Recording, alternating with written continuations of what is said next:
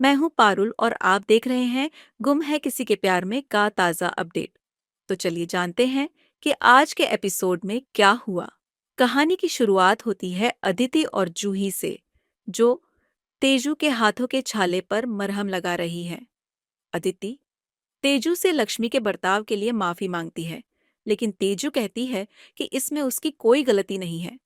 अदिति कहती है कि उसे लगता है कि वह भी जिम्मेदार है, क्योंकि लक्ष्मी ने तेजू के साथ बहुत बुरा किया है। वह समझाती है कि लक्ष्मी की जिंदगी में कई बुरी घटनाएं घटी हैं और इसी वजह से वह इतनी सख्त हो गई है। वह कहती है कि लक्ष्मी को कभी भी अपनी असली खुशियां नहीं मिली, जिसने उसकी सोच को पूरी तरह बदल दिया। तेजू उदास हो जाती है और कहती है कि उसने कभी नहीं सोचा था कि उसके पिता के दूसरी जगह बच्चे होंगे। वह अपने बचपन के परफेक्ट परिवार को याद करती है। जूही उसे समझाती है कि अतीत में उलझने से कोई फायदा नहीं है। इसके बाद अदिति तेजू को सलाह देती है कि वह शादी कर ले, ताकि उसे इस घर में अब और तकलीफें ना सहनी पड़े।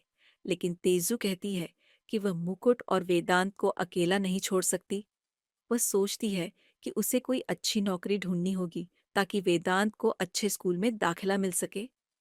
थोड़ी देर बाद अदिति तेजू की गायकी की तारीफ करती है। तेजू बताती है कि गायक बनने का सपना मोहित का था, लेकिन अदिति कहती है कि इस घर में उसके सपने पूरे होना नामुमकिन है, क्योंकि यहाँ कोई भी संगीत को महत्व नहीं देता।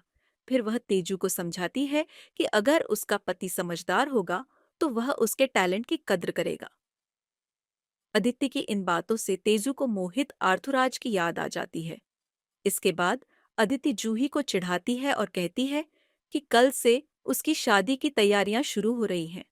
फिर वह तेजू को बताती है कि नील के माता पिता ने कहा है कि वह उन्हीं की पसंद की लड़की से शादी करेगा।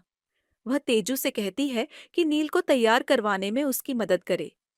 तेजू इस पर हंस देती है और सहमति जता देती है।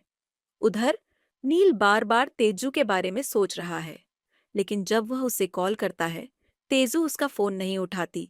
यश, अमल, नंदिनी और प्राची नोटिस करते हैं कि नील कहीं खोया हुआ है। वे उसे छेड़ते हैं और कहते हैं कि शायद उसे किसी से प्यार हो गया है। इसी बीच नील को शादी के लिए तैयार होने को कहा जाता है, लेकिन नील कहता है कि वह हमेशा की तरह सूट ही पहनेगा। इसके बाद लीना नील के पास आती है और देखती है कि उसने अब तक तैयार होना शुरू नहीं किया। वह उसकी मदद करने का प्रस्ताव रखती है और सबको बाहर भेज देती है। दूसरी तरफ चौहान निवास में तेजू नील को शादी के लिए तैयार करने में मदद कर रही होती है। यह था आज का एपिसोड। देखना न भूलें अगले रोमांचक अपडेट के लिए।